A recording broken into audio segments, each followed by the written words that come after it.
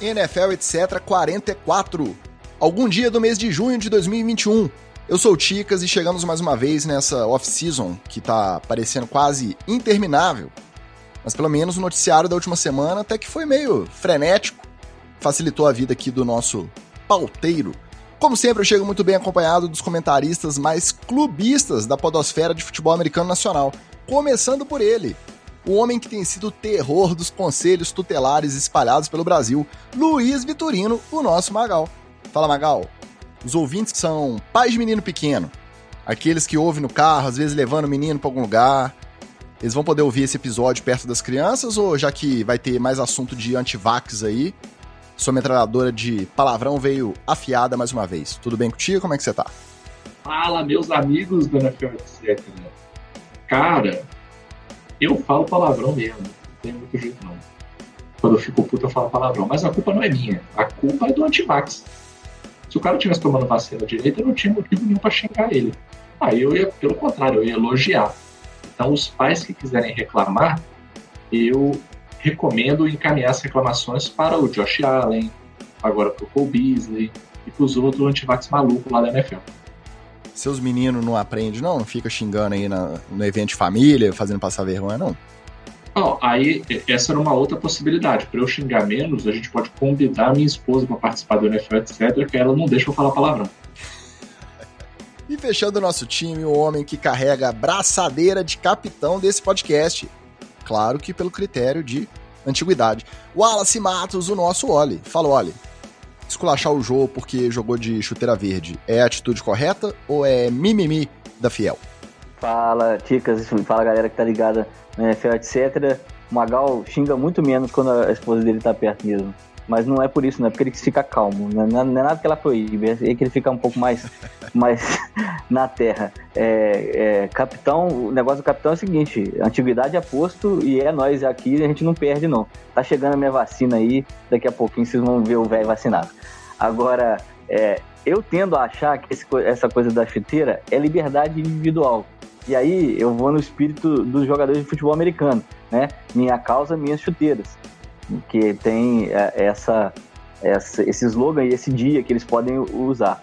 Agora, como apreciador de futebol americano também, os caras têm lá as opções que eles podem utilizar das chuteiras durante a temporada. O My Calls, My Cleats é um final de semana, né?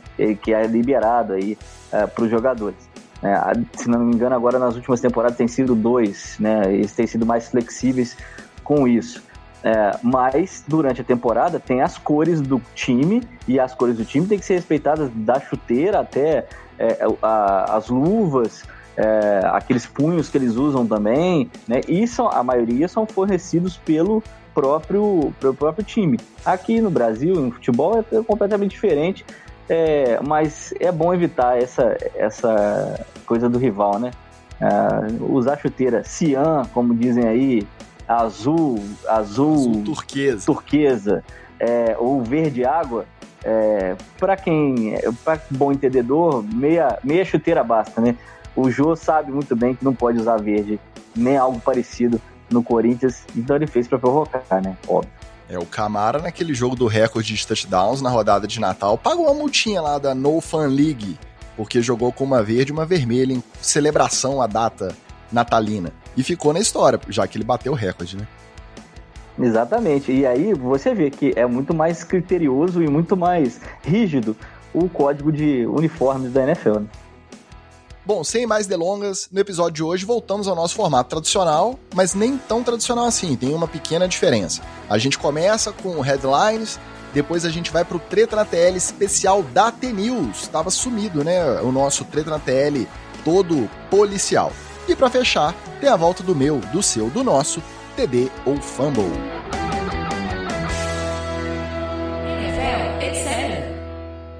A NFL e a Associação de Jogadores, a NFLPA, chegaram a um acordo sobre os protocolos previstos para o training camp e para o período de disputa dos jogos de pré-temporada, e que muito provavelmente também serão aplicados para a temporada inteira, né? Para regular, para os playoffs, para o resto da temporada.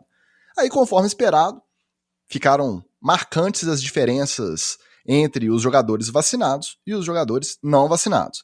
Não vamos passar pela lista inteira aqui, Mas basicamente o que essa lista mostrou são que as restrições aos não vacinados são as mesmas da temporada passada. Então, máscara obrigatória sempre que não estiverem em campo, distanciamento social compulsório em todas as instalações, incluindo salas de musculação, restaurantes lá do centro de treinamento, realização de testes diários, quarentena em caso de contato próximo a alguém positivado e multa se for flagrado em bar, restaurante, boate, casa noturna, esses pulões que eles costumam dar, né? Já os vacinados estão liberados de praticamente todas essas restrições e serão testados apenas a cada 2 semanas. Com isso, os antivax, que a gente até falou aqui na semana passada, né? Cada semana que passava, eles já estavam ficando mais saidinhos. Aí, depois que saiu a lista, eles pularam fora da toca de vez. Com destaque para o Cole Beasley. Ele já vinha andando as dele, tweetando aqui, tweetando ali, alguma gracinha, né? Negacionista. Mas dessa vez ele enfiou o pé na lama com tudo. Ele divulgou uma carta, famoso textão das internets, falando todos aqueles clichês absurdos dos negacionistas, né? Não vamos entrar nos detalhes aqui também. Quem tiver disposto a estragar o dia, dá uma gugada, que ainda tá online, tá fácil de achar. Mas o NFL, etc., não recomenda, hein? Mas enfim, Buffalo Bills, mais uma vez não, né? Continua o epicentro do antivacinismo. Só que o Cole Beasley tem que lembrar que ele não é o Josh Allen. Aí depois das declarações que a gente lembra do GM, do Brandon Beane, do Sean McDermott, sobre a possibilidade de cortarem jogadores que se recusaram a se vacinar, vocês acham que o Cole Beasley corre um risco? De 0 a 10 aí vocês apostam que ele pode ser cortado por conta aí de ser o que levantou mais a bandeira anti-vax? Ou ele fica ali dentro daqueles 15% que o time vai ter que lidar e vai jogar abraçadinho com o quarterback anti-vax também? Tem que lembrar o Cole Beasley que já não fez uma temporada bacana na temporada passada, machucou, já tem uma idade elevada e para a posição que ele joga, que é slot receiver, ele recebe muita pancada. Ou seja, está correndo risco de ser cortado do time, está correndo risco de ter seu contrato suspenso ou senta lá, Cláudio, enquanto ele falar de antivacina, e está correndo risco dos adversários também. Um cara que está vacinado, um cara que é mais consciente desse, que tem mais ou menos uns 6 metros a mais que ele, der uma pancada nesse anão no meio do campo, ele mata o Cole Beasley. Então, ele está com risco de tudo quanto é lado, e acho que na chance dele ser cortado de 0 a 10 é 11. Não só eu acho que ele vai ser cortado, como eu espero. Eu rezo, eu oro que ele seja cortado. E se ele não for cortado, eu espero que algum defensor de time adversário lembre do Cole Beasley como anti-vax e a hora que tiver oportunidade no campo, dê uma porrada bem dada nele, para ele lesionar e sair e não jogar mais. Ele mesmo falou isso no textão ridículo dele lá, que ele não precisa jogar, que qualquer coisa ele vai viver a vida dele. Então faz esse favor para todo mundo, vai viver sua vida para lá, vai encher o saco dos outros. Tem um lugar bacana para você morar, chama Port Protection, que passa naquele programa da Discovery, do Isolados no Alasca. Eu acho que você podia morar lá em Port Protection, que lá é um lugar que o pessoal mora só no barco, não tem nada perto, vai morar lá. Vai para lá, pega seu dinheiro, monta um CT lá, monta uma barraca de cachorro-quente, vai morar para lá, vai encher o saco dos outros. É a Grande Família do Alasca, que é o nome do Não, tem dois. Aspas, né? A Grande Família do Alasca, que tem o pai e a mãe que moram lá, e os Isolados no Alasca, que tem a comunidade, que o pessoal tem que caçar. Que o cara vai pescar e leva o cachorro junto e vai dando peixe de petisco com o cachorro peludão. Então esse da Grande Família do Alasca tem um Cole Beasley lá. O cara, ele só anda descalço, sobe em árvore, é meio selvagem assim, e tem um irmão do Cole Beasley lá. Então, formou. Pode ir para qualquer um dos dois. Eu acho que aí ele pode usar a liberdade individual dele, que ele prezou tanto aí, para escolher entre um dos dois, a Grande Família do Alasca ou Isolados no Alasca. Para mim, qualquer um dos dois está ótimo. E a outra vantagem que eu estou vendo também é que nesse ano, né, na próxima temporada aí, a gente vai poder ver direitinho quem é anti-vax e quem não é. Porque quem tiver de máscara na sideline, quem tiver de máscara nos vídeos aí em treinamento, em CT, então a gente vai saber, vai ser bom que vai esparrar para todo mundo assim, quem que é o imbecil anti-vax e quem que é o jogador consciente que se vacinou. Eu tô achando ótimo isso, sim, porque eu só vou botando na lista aqui das minhas orações noturnas aqui, todos os dias eu vou orar os antivax para eles machucarem, lesionarem ou serem pegos em alguma coisa que cancele o contrato e faça eles viver na rua da amargura. Eu gosto muito a última fronteira do Alasca também, que é mais longe ainda, lá é McCaffrey. Tem 100 e poucas pessoas só que moram lá. E aí tem um visionário que fica tentando trazer a tecnologia para o povoado, bombar o hotel, reativar a mina, aí os matutinhos lá ficam tudo bravo com ele, esse eu gosto demais. Mas voltando ao Cole Beasley, cara, o que eu fico mais danado da cabeça é imaginar que ano passado, quando não tinha vacina e todo mundo estava passando pelo protocolo, ele passou bonitinho, de máscara, sem encher o saco de ninguém.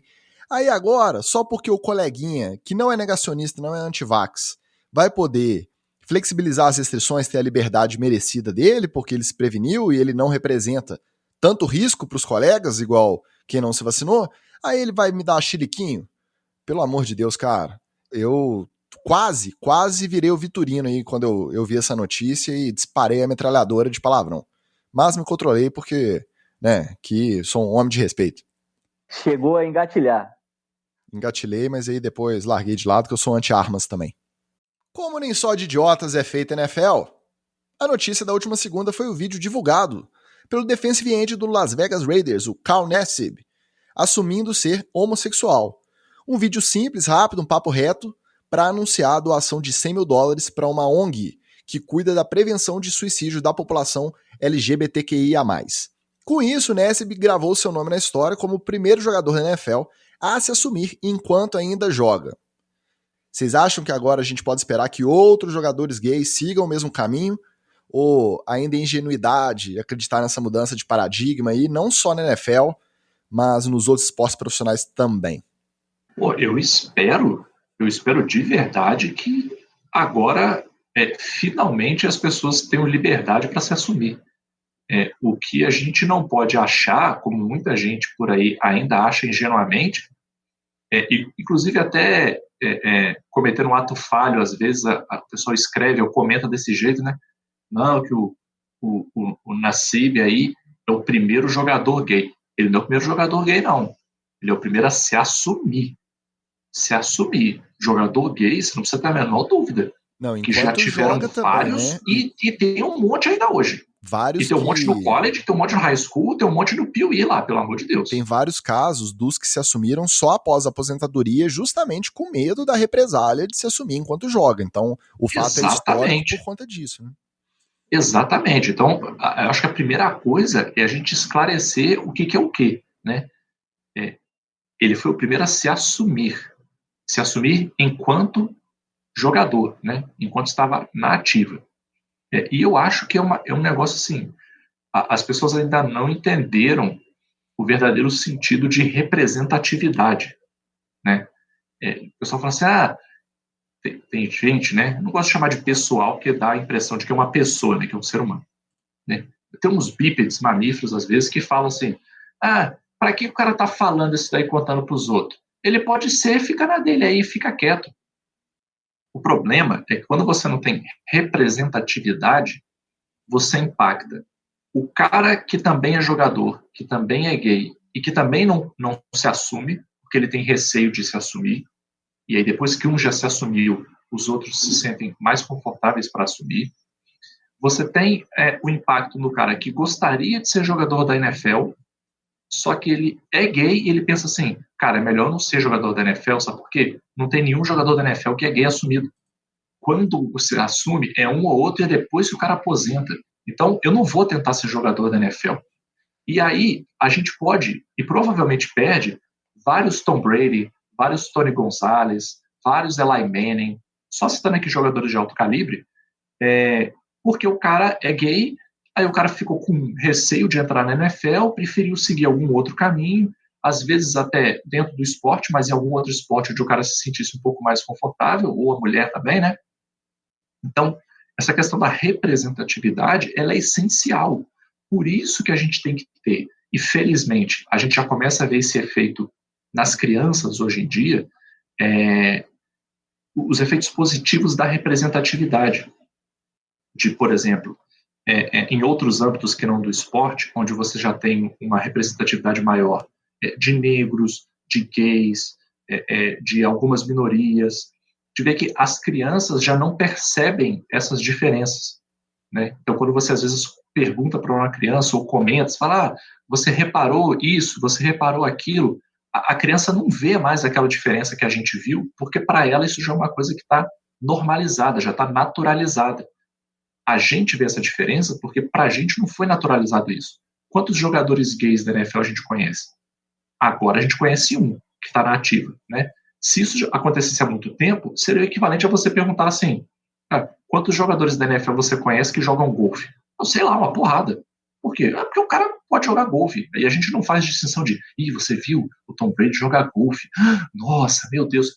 Já é uma coisa que é banal pra gente. E essas coisas de o cara poder se assumir gay e todas as outras situações de representatividade, elas também têm que ser banalizadas, elas têm que ser naturalizadas, porque são coisas naturais.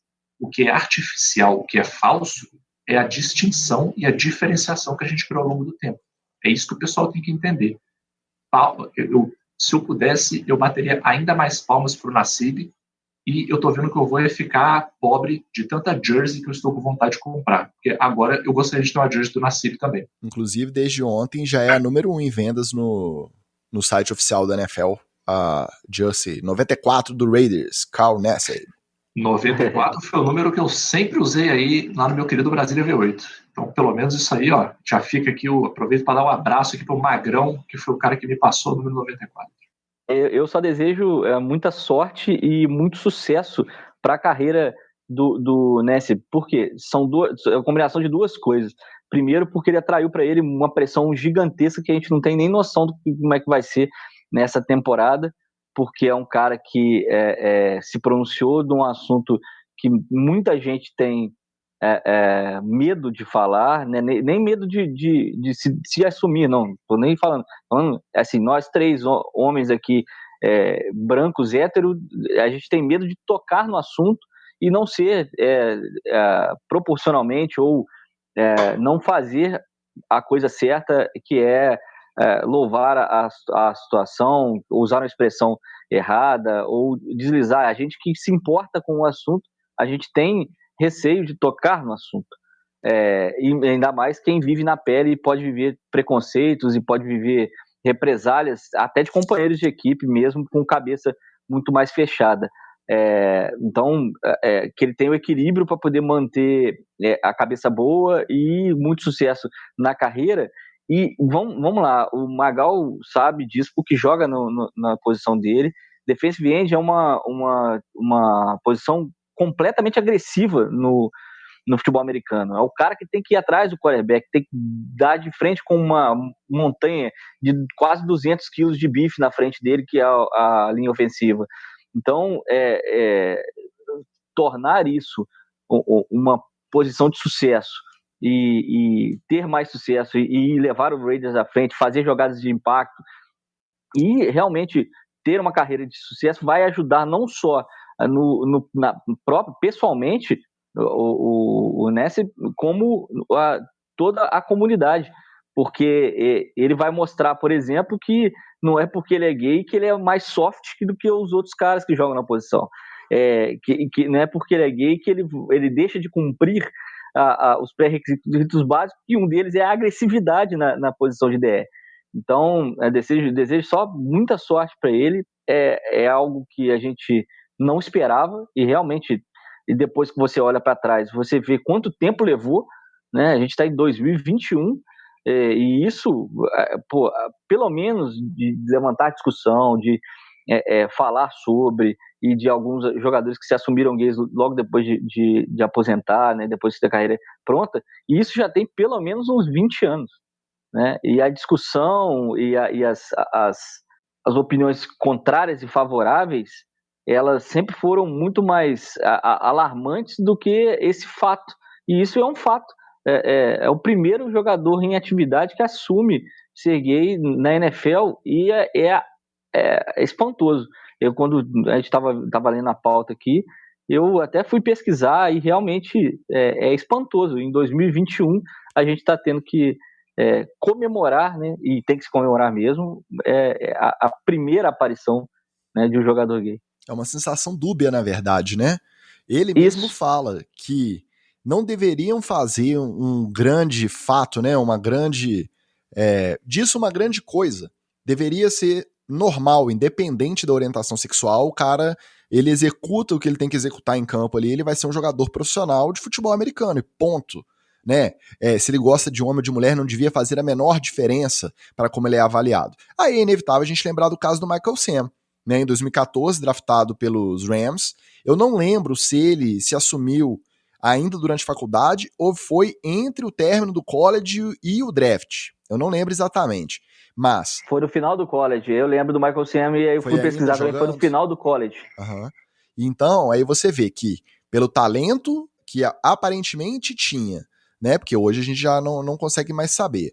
Tinha sido eleito jogador do defensivo do ano na conferência lá do college que ele jogava.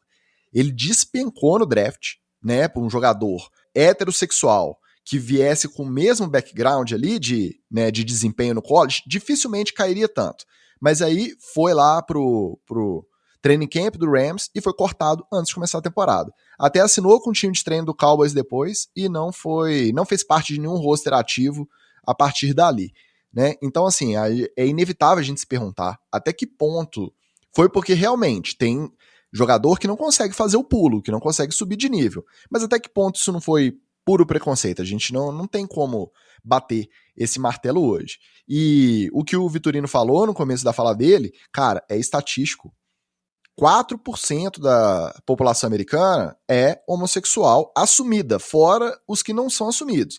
Você traz isso por um roster de 90 indo pro training camp, muito dificilmente você ia ter aí pelo menos 3, 4 em cada time. Você pensa no roster final de 53, né, por mais que o esporte seja um esporte que não é muito amigável, ele não é muito receptivo, né, a um jogador homossexual. Mas você acha que você não ia ter pelo menos 1 ou 2 em cada time, ou se não fosse em todos os times, mas não ia ser um só em 2021? Claro que não. Ele é o primeiro a se assumir. Isso, pra mim, tá muito claro. Agora, torcer mesmo que isso não influencie, né? Eu acho que ele vai ouvir merda de adversário, ele vai ouvir merda de torcedor adversário.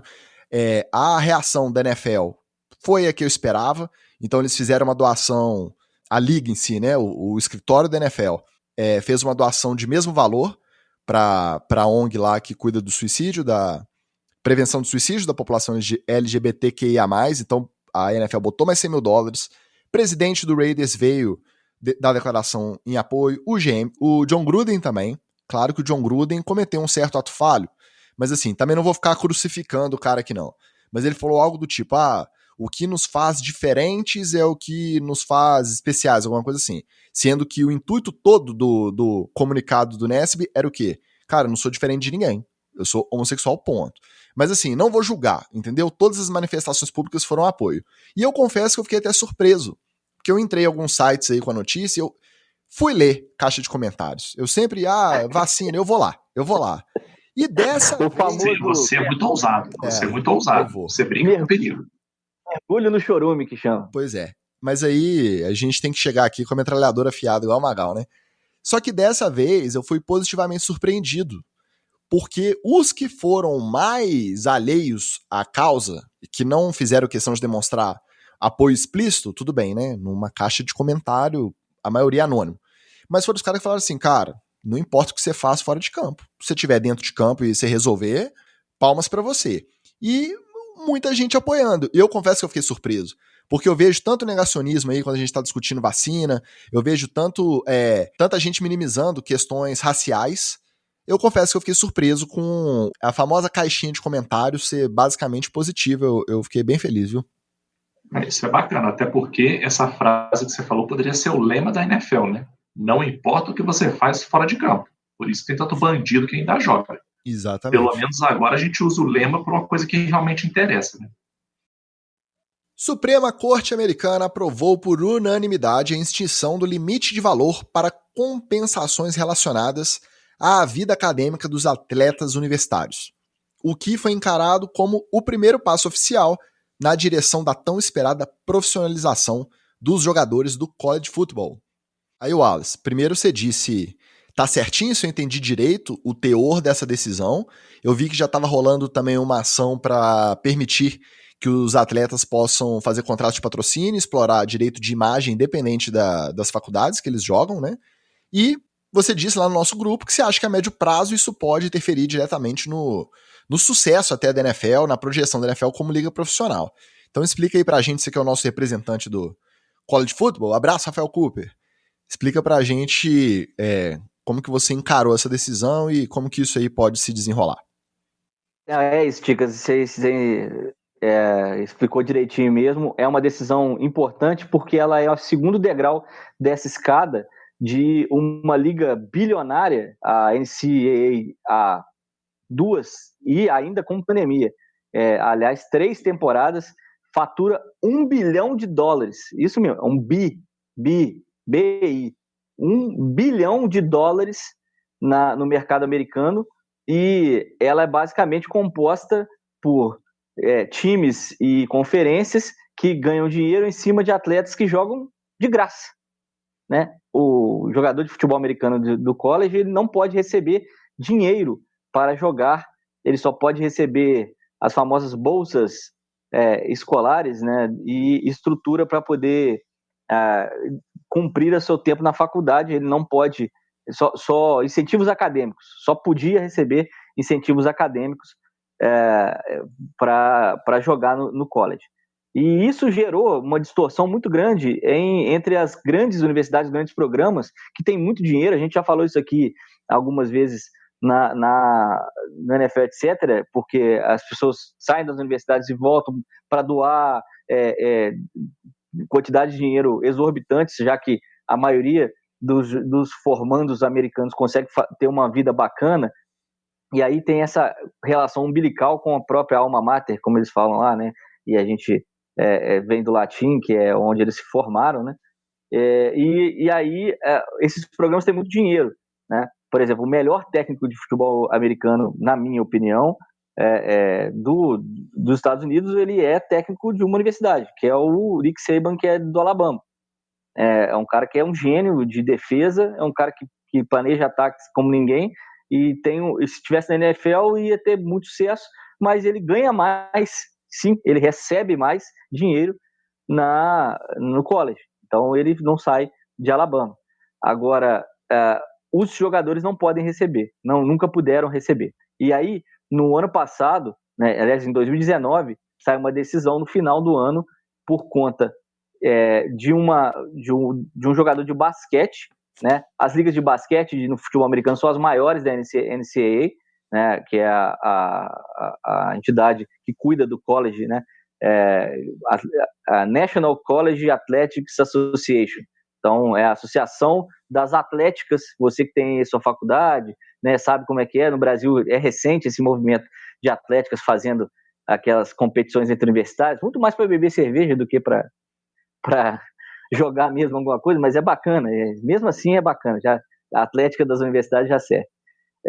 Então, a NCAA é uma entidade que congrega essas atléticas todas das universidades americanas, e aí o Ed O'Bannon processou a NCAA, né, a NCAA, para conseguir ter contrato individual, ter aquele contrato de patrocínio. E a gente citou aqui, quando a gente citou os números, né, do cara poder carregar o número dele da universidade para a NFL, que isso impactaria nesses contratos, né, que o cara pode escolher um número lá atrás, quando for escolhido por uma universidade, e levar para a carreira profissional dele. Ele vai ter um contrato aí ligado ao número, sei lá, o Wallace 5, né, o Ticas 8, para sempre. E aí o O'Bannon conseguiu essa vitória em 2019. E aí, a partir de janeiro de 2021, os jogadores já podem assinar contratos individuais. Então, eles podem receber das marcas, antes nem isso podia, das marcas de tênis, sei lá, pode fazer propaganda, pode fazer endorsement, pode fazer um monte de coisa que antes não podia. E essa decisão da Suprema Corte é o segundo passo, é que eles podem receber outros incentivos que não os próprios as próprias bolsas para estudar na universidade. Muita universidade já dava incentivo, dava um carro para o cara usar, mas não estava no nome dele, dava uma casa para ele morar, mas estava no nome da fraternidade, dava sei lá, McDonald's à vontade para a OL, porque era só prêmio e é só premiação da universidade e tal. Isso não contava como salário, mas o cara lá tinha esses incentivos. E muita gente acha, e eu incluído, que esse é o primeiro passo, né? Esse segundo degrau é o primeiro degrau que leva à profissionalização do esporte universitário americano. A NCAA não vai conseguir manter muito mais tempo os caras jogando só por conta desses incentivos, mesmo que seja esse incentivo assim, vem aqui, joga que você tem um carro, tal. Vai ter que pagar salário, e já passou da hora dos universitários terem uma fatia desse bolo. Em resumo, é isso. E daqui a pouco eu explico por que isso ameaça um pouquinho, né, Fel? Eu acho que tem três coisas que são importantes aí no meu ponto de vista. O primeiro é que essa conta nunca fechou e era injusto, era simplesmente injusto com os jogadores. Essa conta não fechava e eles não tinham benesse nenhuma a partir do impacto que eles geravam nessa conta. Porque não adianta você vir me falar que não, mas eu estou te dando a bolsa da universidade.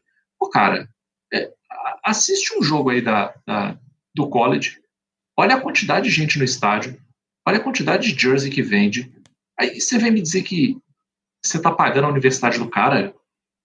Pelo amor de Deus, né?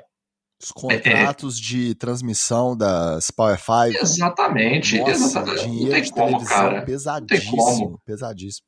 Não tem como. Até porque, assim, vamos combinar. Você não precisa ser nenhum gênio para ver o seguinte. Dependendo da quantidade de bolsas que eles dão, para a universidade, o custo da bolsa é zero. Para a universidade, o custo é zero. Por quê? Porque a sala de aula já está lá, o professor já está lá, já tem um monte de gente pagando, né? Para o ouvinte entender bem, assim. Né? Imagina que você tem uma faculdade aí, você dá um curso qualquer, e você tem 20 alunos que pagam. Então você já pagou a aula, você já pagou o professor, você já pagou a luz, você já pagou tudo. Aí você bota mais uma cadeira lá dentro e fala assim, você, o número 21, você pode vir aqui estudar. Qual que é o custo do 21 para você? Zero. Tá tudo lá. Você não deu nada de diferente para ele, o custo é zero. Então acho que a primeira coisa é tornar essa conta mais justa. A segunda eu acho que isso mexe um pouco na competitividade entre os colleges, né, entre as faculdades, pelos atletas.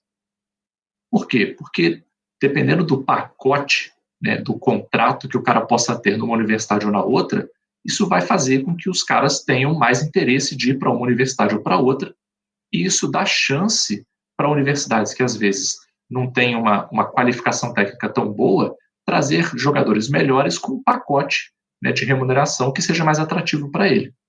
Né? E aí você vai ter um jogador melhor numa universidade que não era tão boa, então acho que isso ajuda a equilibrar um pouco, porque vamos combinar.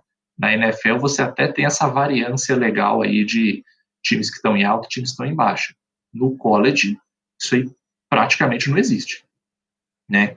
Você vai ter aí, ano atrás de ano, Alabama, Clemson, Ohio State, é isso aí que você vai ter, ano após ano. Né? A verdade é essa. E o terceiro ponto, que eu acho que é talvez um dos pontos principais, é o seguinte, tem jogadores que não têm intenção ou que até por não vão conseguir, não vão jogar na NFL. Então o cara vai jogar por um tempo no college e ele não vai para a NFL, ou porque ele não tem capacidade atlética, ou porque ele não tem interesse mesmo. Só que aí você permite que o cara junte um dinheiro no período em que ele está jogando. Imagina que você está lá, vou pegar o caso de vocês aqui, o cara está lá se formando em jornalismo. Aí ele joga futebol americano, ele é relativamente bom. Se ele receber um dinheiro, um pagamento aí pelos 3, 4 anos que ele jogar, ele pode não ir para a NFL, mas ele se forma com uma caixinha, ele se forma com um fundo, né? E quem sabe ele pode usar esse fundo para começar a carreira dele.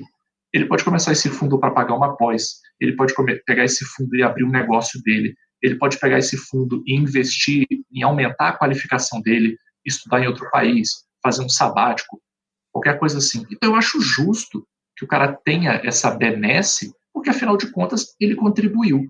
Ou não vem você me dizer que o fato de você ter um sunshine lá no seu time não tem impacto financeiro a ponto de você poder pagar bem o cara. Ô Magal, mais do que isso, para cada sunshine e Etienne que sai de um time, tem uma pancada de role player lá que tem que botar o pad, o capacete e ir pra campo.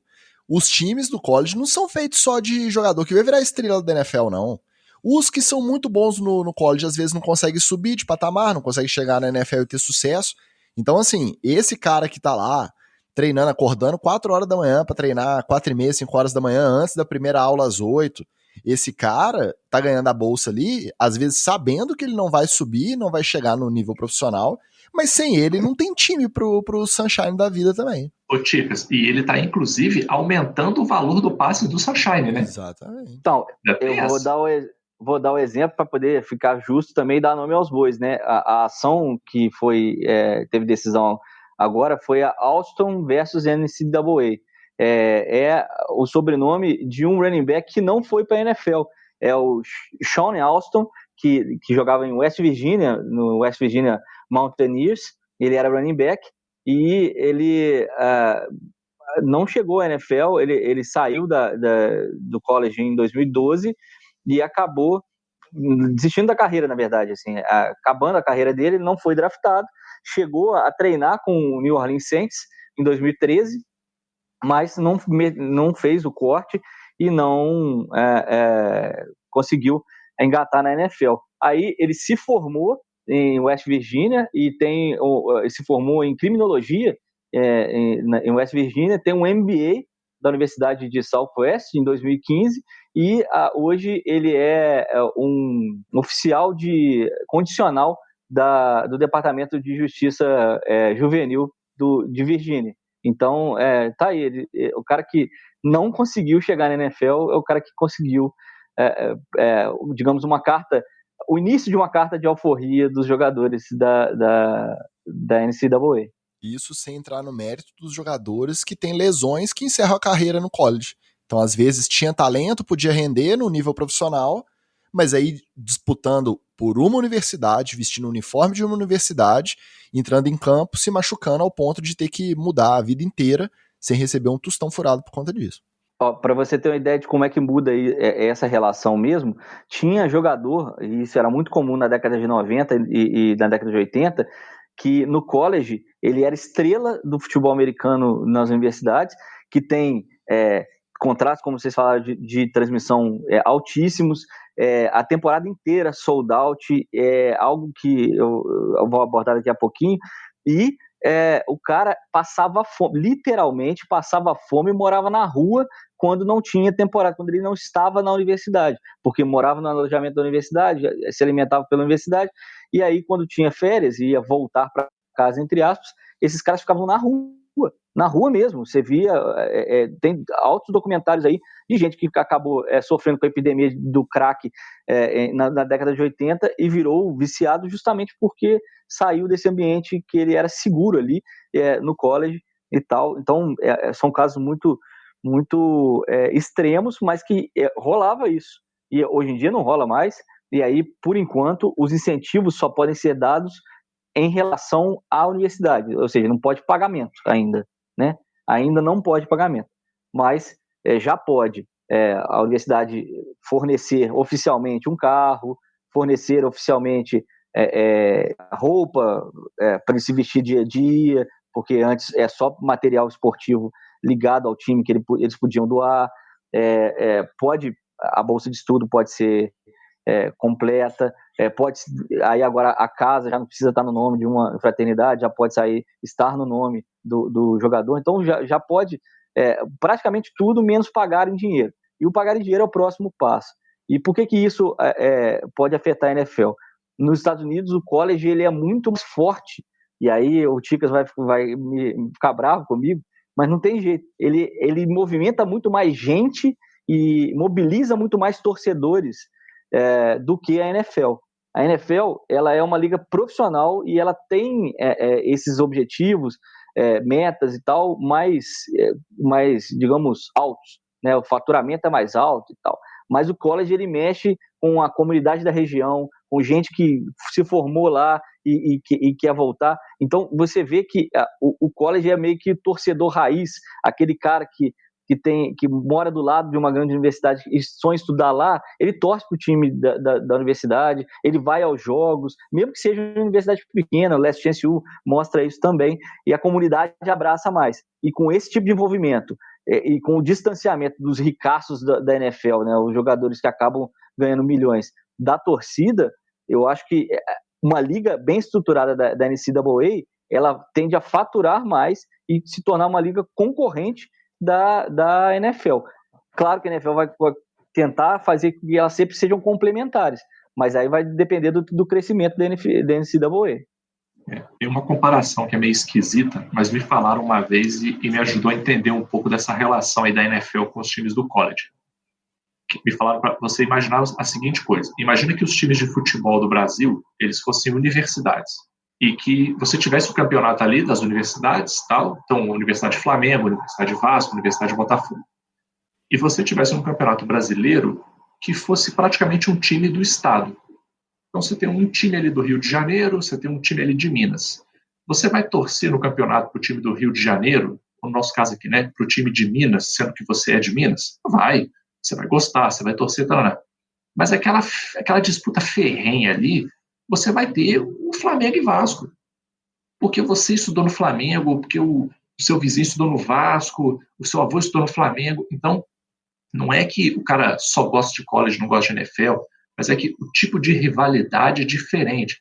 Mas teria rivalidade de Minas contra São Paulo, contra o Rio? Sim, teria também, seria bastante acirrada, mas só são características um pouco diferentes, assim, né? E por isso que essa questão da rivalidade, do sanhaço ali do college, isso é uma coisa que não tem como você ter na NFL, porque na NFL praticamente, com pouquíssimas exceções, mas praticamente você tem um time por estado. E quando você tem mais de um time no mesmo estado, são lugares distantes, longe, então não faz muito sentido você escolher, como acontece aqui no Brasil, né? Você nasce no Rio de Janeiro, você tem 4, 5, 6 times aí para escolher, né? Então, eu acho essa comparação meio esquisita, mas ajuda a gente a entender um pouco dessas diferenças de rivalidade aí. Eu acho que ela pode ganhar algum espaço um pouco maior até do que tem hoje, principalmente pensando que algum jogador que no terceiro ano já pode se declarar pro draft da NFL, porque não quer ficar mais um ano jogando de graça, e de repente agora ele vai cumprir o período total na faculdade, então pode, né, reter esses jogadores, mesmo os considerados estrelas, por mais tempo. Só que o teto é o período da graduação. Então, ainda mais, se ele perder um ano, dificilmente ele consegue uma transferência, né? Tem gente que joga mais do que os 4 anos, mas aí não pode ser nas Powerhouse, nas Division 1. Aí já cai para Division 2, aí vai para Junior College, aí já são faculdades, né? Já são ligas que têm um apelo completamente diferente das principais lá, das Power 5. Então, assim, pode ganhar uma projeção, mas aí eu acho que, né, disputar com a NFL eu acho mais difícil, justamente por conta dessa limitação. O cara jogou 4 anos, por maior que seja a estrela. Quando ele for pro draft, vai ser a mesma repercussão. A gente viu todo o hype desse ano do Sunshine, né?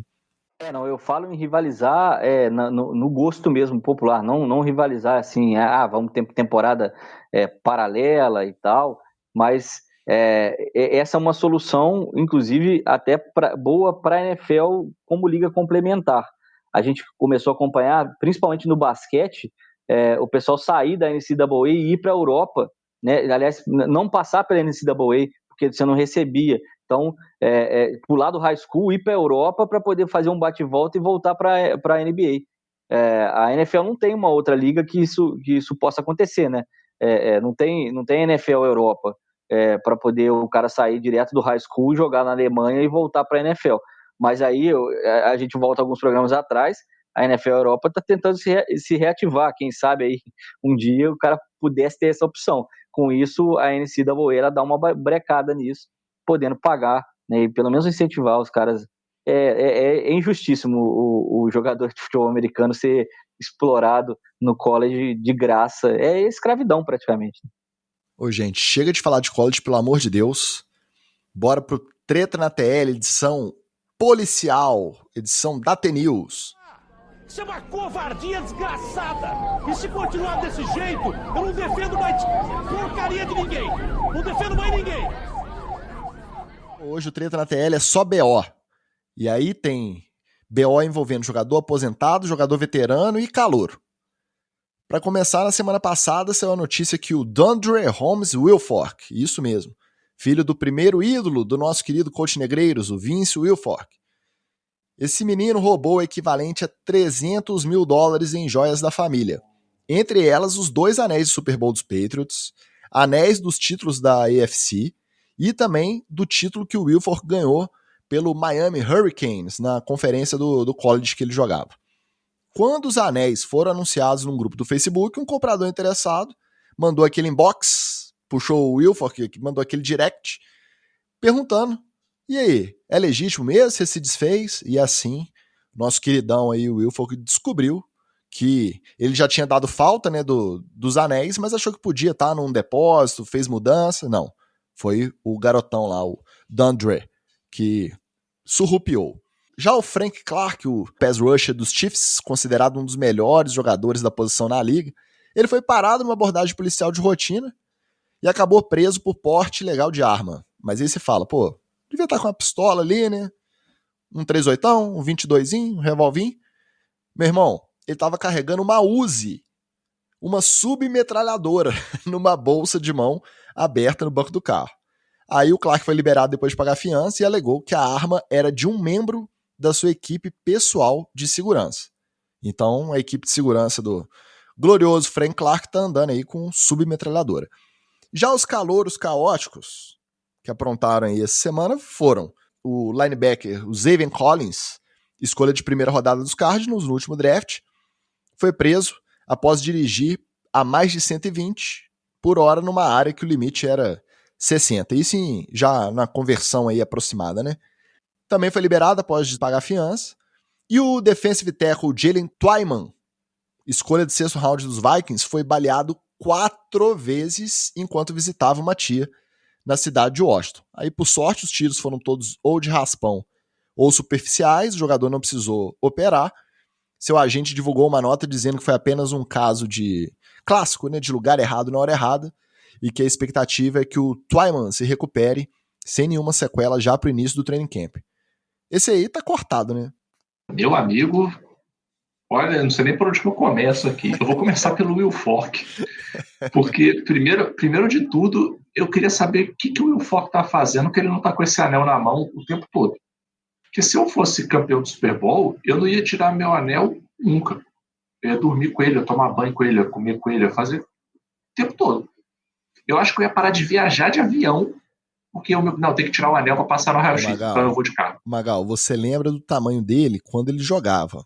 Provavelmente depois que aposentou, o anel não deve estar servindo mais. Ah, pendura no pescoço, velho. Faz o clássico. Transforma em pingente. Clássico. Cara, eu vou ser muito sério, eu estava pensando um pouco sobre isso. Qual foi a conclusão que eu cheguei? Eu não acho que o filho do Wilfork estava precisando de dinheiro. Porque vamos combinar assim, que boleto é esse de $300 mil que esse moleque tem que pagar a ponto de ele ter que roubar o anel do Super Bowl do pai para vender? Segundo, é claro que essa bomba ia estourar. Porque é um anel do Super Bowl, cara. Não é um PlayStation 5 que você tirou lá da sala, vendeu e ninguém sabe de quem que é. Entendeu? É um negócio que só algumas pessoas têm, cara. Não tem como. É óbvio que você chegar. Então, a sensação que eu tenho é que isso é alguma treta do filho do Wilfork com o Wilfork e que ele fez isso meio que de propósito, assim, pra... Tipo, ele quis sacanear o pai dele, por alguma razão, entendeu? Que eu não sei qual é, nem imagino. Porque se o moleque realmente estivesse precisando de uma grana desse tamanho, a primeira pessoa para ele pedir ao pai dele, vamos combinar. Segundo, se ele não quisesse pedir, ele quisesse vender coisas para pagar um boleto aí, cara, imagina quanta coisa não deve ter do Wilfork na casa dele que ele pode vender. Entendeu? E, porra, jersey, equipamento, porra, deve ter coisa pra cá, deve ter coisa usada ainda, deve ter coisa suada. Porra, vende aí um pad suado do Wilfork, pô, isso é uma grana, entendeu? Então, ele pegar justamente o anel do Super Bowl e vender, cara, me parece um negócio muito mais pra atacar o pai e chamar a atenção do que realmente uma parada de dinheiro. Sobre o Frank Clark, eu acho que ele se confundiu, achou que ele era o Chuck Norris no Comando Delta. Só pode ser isso, cara. Andar com uma Uzi. Cara, e o que mais me espanta é assim, Estados Unidos é um lugar que você vai no Walmart e compra arma, cara. Então, assim, você pode andar armado. Você pode andar armado, inclusive de fuzil. Você pode andar de fuzil. Você pode deixar o seu fuzil lá no carro. Pra que você tem que andar com uma Uzi? Pra quê, cara? Você é um jogador da NFL. Você é famoso, cara. Os caras vão te parar só porque você é famoso. Meu, o cara vai ver lá, o cara vai saber. Você acha que o pessoal na cidade não sabe qual que é o carro do Frank Clark? Não sabe a cara dele? Não sabe o restaurante que ele come? Porra, é claro que quando para, sabe que tá parando um cara famoso. Aí você que é famoso, vai dar uma bola dessa? Então, cara, desculpa, o Frank Clark é um completo dodói da cabeça, não tem como. E os meus queridos rookies aí, os Evan Collins, eu nem vou comentar, porque assim, jogador da NFL correndo de carro é uma coisa banal, uma coisa do dia a dia. Né? Ele só tá sendo rookie, né? Tá sendo garoto. Por quê? Porque ele pode ser cortado. Né? Ele não é um Ray Lewis. Né? Ele não é um Blake Martinez, um linebacker foda que os caras vão passar a mão na cabeça e falar, pô, não faz mais isso não, tá? Mas fica de boa aí. Não, ele é um cara que pode ser cortado. E essa de lugar errado, hora errada do Jalen Twyman, cara, eu tento não julgar as pessoas, mas é difícil você imaginar que o cara tomou 4 tiros porque ele estava na hora errada, no lugar errado. Assim, ele tomasse um de raspão, eu acredito. Ele estava lá, foi na esquina, foi comprar um sorvete, opa, passou, pegou um tiro ali nele. Agora ele pegar 4 tiros sem querer, pra mim tem cheiro de história mal contada isso aí. Eu vou de trás para frente, porque eu vou resumir aqui, porque a galera já escutou muito a minha voz hoje. Tem que apresentar a turma do Frank Clark e o Frank Clark pro Twyman, porque aí às vezes a segurança de um... Com certeza, com certeza. No tiroteio do outro, porque uma Uzi ia ser muito útil nessa hora aí, de estar tomando a saraivada de tiro aí pro Twyman. Certamente está cortado. O Collins foi ele teve um problema de interpretação. Falaram para ele que ele tinha que ser rápido em campo, e ele achou que de carro também contava. Então, tentando fazer o corte aí, o menino deve ter errado, mas também provavelmente está fora. Arrumou confusão nesse rookie e está nesse contexto de fazer o corte ainda, também provavelmente vai ser cortado. Agora, do Will Fork, eu digo mais, eu não sei se eu colocaria no pescoço, porque os Estados Unidos, como prova o Twyman, está um pouco perigoso, né, por lá. Então o pessoal está dando tiro à toa aí nos outros, que não tem nada a ver com história nenhuma, né, segundo o menino. Então eu não me usaria no pescoço, não. Mas certamente estaria na minha sala, estaria no lugar de destaque da minha casa, em cima da lareira, né? Não estaria num depósito, não estaria, não teria perdido em mudança, né? Eu provavelmente iria querer lembrar, se fosse o Will Fork, das minhas glórias como jogador de futebol americano. Agora, se ele também não quer lembrar, deixa o filho vender, aí vende essa porcaria mesmo, que esse negócio aí é só mais uma joia para ele, né? Não, ele provavelmente, e nesse depoimento que ele deu, pode ser para aliviar a barra do menino, né? E deu expor no moleque em casa, mas publicamente ele meio que mostrou que ele dá uma desprezada nas conquistas dele do futebol americano, né? Porque enquanto aqui a gente fica maluco, se a gente chegar perto de um anel de Super Bowl, eu acho que os 3 desmaiam aqui. Se eu pegar um anel de Super Bowl na mão, o dono nunca mais vê que eu vou correr tão rápido, mas tão rápido que ele não conhece, não vai nem conhecer quem é a pessoa que pegou, mas o Will Fork, ele demonstra algo que para ele tanto faz como tanto fez, que não tem um valor tão sentimental assim, se ele desprezava, se ele só descobriu depois que o cara fez a postagem. Eu acho que isso denota alguma coisa também da desvalorização do Will Fork, da carreira que ele teve, brilhante, de jogador de futebol americano. O agente do Twyman está completamente equivocado, porque eu acho que, apesar dos 4 tiros, o Twyman estava no lugar certo na hora certa. Por quê? Porque ele estava à frente de um pistoleiro cego, um cara vesgo, porque se soltar 4 balaços para cima do outro e não acertar um para fazer nada, tudo de raspão, superficial, entrou, saiu, acabou. vão lembrar que é um jogador de futebol americano, né? Pequeno ele não é, né? É um sujeito que tem uma musculatura, ocupa uma área métrica quadrática grande. Esse cara aí, se for viver de ser matador aí, assassino de aluguel, morre de fome. Então, lugar certo na hora certa. Se for pra tomar 4 tiros, que seja assim, né? Não, vai lá, ó, fez uns pontos aí, não, daqui a 4 semanas, training camp, tranquilo, meu filho. Se fosse um atirador com a Uzi do Frank Clark aí, ele não tinha sobrevivido. Não tinha. Agora, vamos lembrar que essa foi apenas a primeira semana sem atividades dos times, que entraram naquele período de folga entre o final dos treinos voluntários e o começo do training camp. Tem mais 4 semanas de folga aí, no mínimo, pela frente. Eu acho que o bloco da T-News é capaz de voltar aí nesse tempo. E eu sigo disponibilizando minha consultoria para evitar esse tipo de situação. O golpe tá aí, cai quem quer. Falando em golpe, bora pro TD ou Fumble.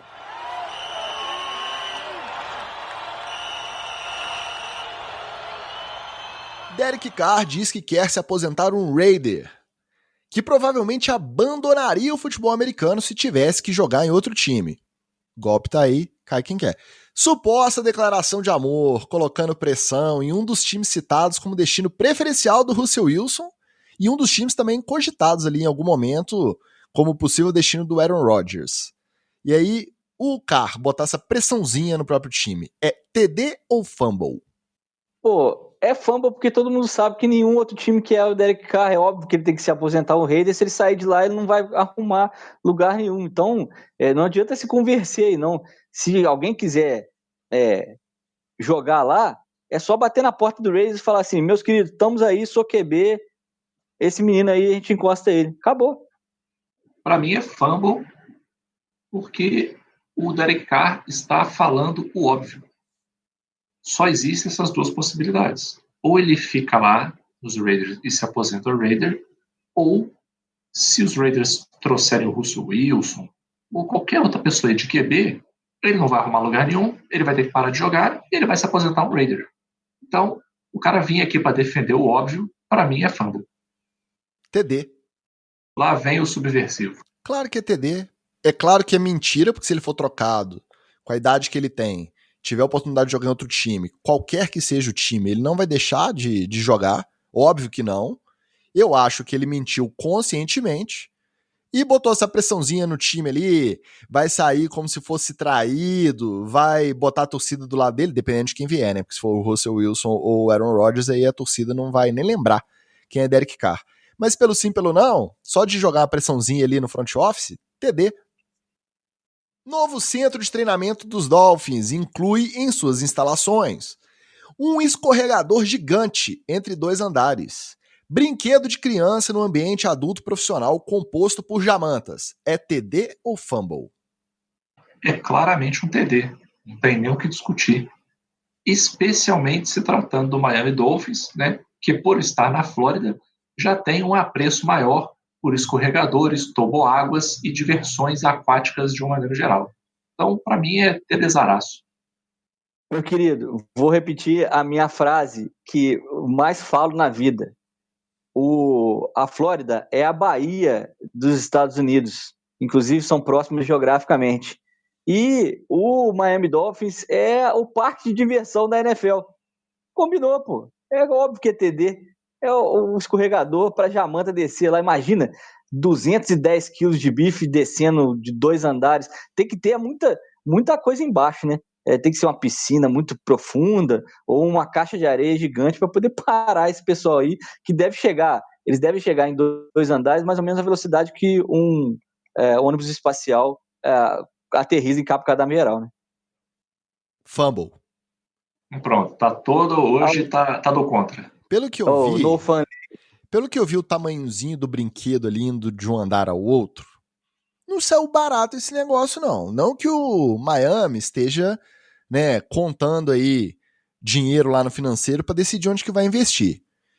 Mas como que você vira pro Xavier Howard fazendo holdout aí, falando que não vai pagar o contratinho que o menino quer? Por que não? Porque vai ficar fora do cap, o dinheiro tá comprometido? E me mete milhares de dólares num escorregadorzinho para ir do segundo pro primeiro andar. Fumble, pô.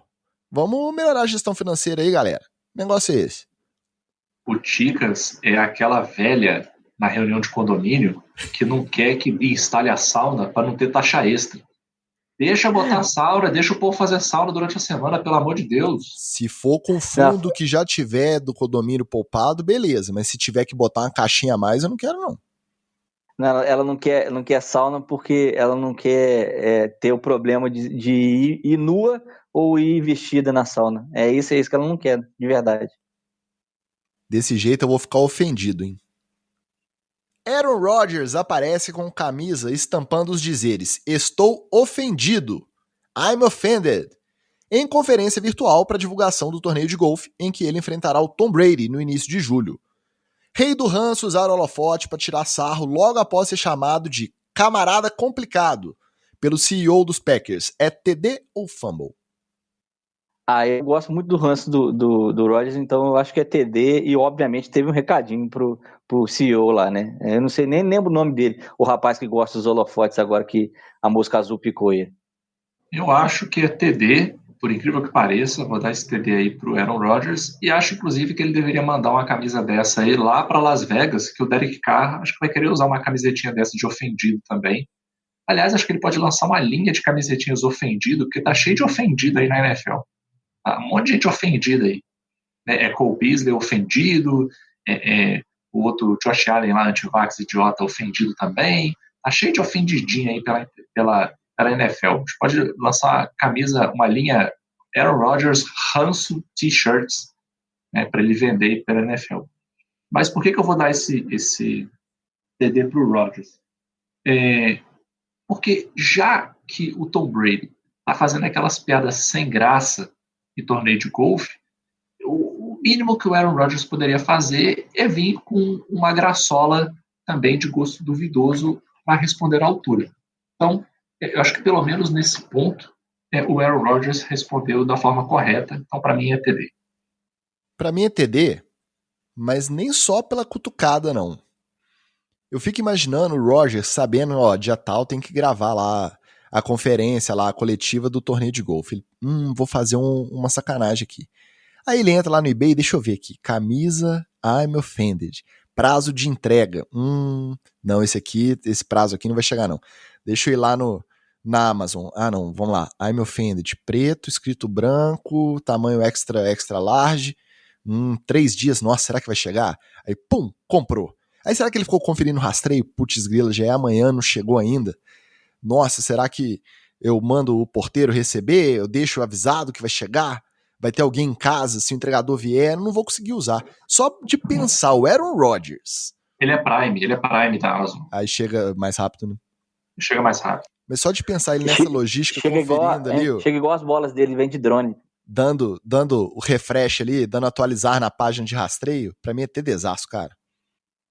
ESPN e Fox Sports travam batalha para contratarem Robert Griffin III como comentarista.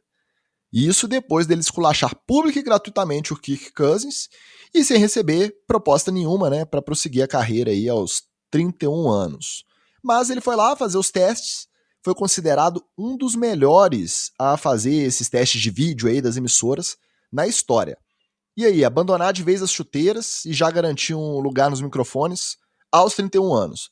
É TD ou fumble? Cara, pra mim é TD, porque eu adoro o Robert Griffin, vou ser muito sincero, sempre gostei dele. Mas a verdade é que ele foi um jogador que deu azar, cara. Ele lesionou e não voltou. A verdade é essa. Ele lesionou mais de uma vez. E não conseguiu voltar. A verdade é essa. Ele teve aí um período de luxo como reserva do Lamar Jackson. Estava numa posição muito confortável, né, que a gente até já comentou aqui outras vezes. Só que agora ele não está mais com essa segurança toda, né? Ele seria um bom número 2 aí para alguns times, com certeza. Com certeza. Aliás, sem forçar muito a barra, daria para ele ser o número 1 de uns 2 ou 3 times aí da NFL. O Griffin poderia ser o número 1 do time. Só que eu acho que ele já tem esse ranço, vamos dizer assim, né, de ser um jogador que lesiona. Então os times têm esse receio até de trazer ele, porque ele lesiona e a gente sabe que ele não volta bem da lesão. Então eu, no lugar dele, eu aproveitaria essa oportunidade aí para virar comentarista mesmo. Ele já deve ter um bom dinheiro guardado aí dos contratos anteriores dele, arruma mais uma graninha, fica numa posição mais confortável, né? Porque ele pode ser comentarista aí por muitos anos, por muitos e muitos anos. E eu acho que para o atleta é um movimento importante, né? O cara se programar e pensar o que ele vai fazer quando a carreira dele se encerrar, né? Tem muito atleta aí que não se programa, não se planeja para o encerramento da carreira e acaba, às vezes, passando dificuldade financeira ou mesmo tem problemas de saúde mental mesmo, de depressão, de ansiedade, porque o cara perde aquilo que era o centro da vida dele praticamente ao longo da vida inteira. Então, se eu fosse o Griffin, eu agarraria essa oportunidade aí com unhas e dentes e vamos que vamos. Olha, eu vou usar duas coisas. Para mim, em termos de jogador de futebol americano, é fumble, porque, por exemplo, em Miami tem espaço para ele sim, porque Miami provavelmente esse ano vai ter um ataque mais móvel e ele é um quarterback que entrou nessa mobilidade, embora hoje não tenha os dois joelhos, né, porque ele lesionou os dois gravemente e acabou que isso encurtou a carreira dele em alto nível, mas ele, para ler coberturas, ler defesas, saber de onde vem a pressão, ele é um cara experiente e pode ajudar, por exemplo, o Tua, que é esse quarterback móvel, mesmo com a lesão dele no quadril no final do college dele. Ele mostrou no primeiro ano de NFL que ainda continua um cara bastante móvel e provavelmente o Miami vai ter que fazer um ataque desse, falando do meu time específico, para poder aproveitar todas as potencialidades do Tua. Então o Audrey seria um cara bacana de ser o reserva dele. Eu considero fumble por causa disso. Mas é TD porque o Audrey já tem uma carreira, né, consolidada como o André 3000, o seu alter ego, cantando no Outcast. Então ele já entende tudo de televisão, já entende tudo de videoclipes, já entende tudo de aparecer na telinha. Ele só vai prejudicar um pouquinho a carreira musical dele. Mas, tirando a brincadeira, é um TD porque é um cara carismático, é um cara que sempre se expressou muito bem, inclusive falando das suas lesões, momentos tristes e cruciais na carreira dele. Ele sempre foi muito claro e muito didático e disse que se transformou em outro jogador. É um cara que sempre foi muito lúcido nas análises. Então, provavelmente, nessa nova NFL, com quarterbacks móveis, com quarterbacks que exigem mais dinamismo das defesas, ele vai saber fazer leituras muito melhores, por exemplo, do que as que tá acostumado, por exemplo, o Tony Romo. E leituras melhores até do que o Josh Allen, que não sabe a diferença entre uma vacina, né? Para mim também é TD, porque uma vez cortado dos Ravens, dificilmente ele seria considerado para QB2 de um time contender. Então, assim, mas aí contender não tô falando de favorito, não. O Wallace deu o exemplo do Miami. Pô, se tivesse possibilidade de ser o QB2 do Miami, eu acho que eu daria até fumble. Por quê? É um time que pode fazer uma corrida aí e se tudo clicar e chegar num divisional ou numa final de conferência, se tudo se alinhar, e aí de repente vai precisar dele entrar num jogo desse, ele pode ser decisivo num jogo de playoff. Então um time bom, a essa altura do campeonato, não tá correndo atrás de QB2. Aí pra ser QB2 num time pra ficar ali brigando, igual o Joe Flacco foi lá pra Filadélfia, vai ficar brigando lá na beirada do tanque lá pra ganhar 2, 3 joguinhos a temporada. Aí, meu amigo, vai aposentar, vai, muito mais confortável, por mais que você cumpra horários muito rígidos ali nas transmissões, né? A princípio ele seria contratado para fazer ao vivo transmissão do college. E gravado, né, em estúdio, os bate-bolas lá da NFL. Não seria para comentar os jogos da NFL, não. Mas, outra rotina, né? Sem correr o risco de perder o joelho pela terceira vez. TDzaço, vai curtir a vida, meu filho. E college ele dominou, né? Um cara que se entende de college até, é um cara que manja muito da transição também e sabe as dificuldades que você tem quando você vira um atleta profissional, por exemplo, de ter seu joelho completamente destroçado na NFL. Então, o Audrey é alguém que acrescenta muito nesses comentários de futebol americano. Aí eu só vou ficar curioso para ver ele debatendo o Kirk Cousins indo pro banco, pro Kellen Mond assumindo a titularidade, ele rindo de cantinho de boca, falando, aí, tá vendo? Eu avisei. Vai cantar Outcast lá, ó. My baby don't mess around. Senhores, nesse ritmo ragatanga aí com Wallace cantando, encerramos mais uma edição do NFL Etc. no Off-Season. Magal, imagino que para a próxima semana você deve estar animado, sabendo aí que o seu querido, seu ídolo, o famoso Eli, está de volta aos Giants com direito à camisa aposentada e tudo. Cara, inclusive minha despedida especial desse episódio vai para o meu queridaço Eli Manning.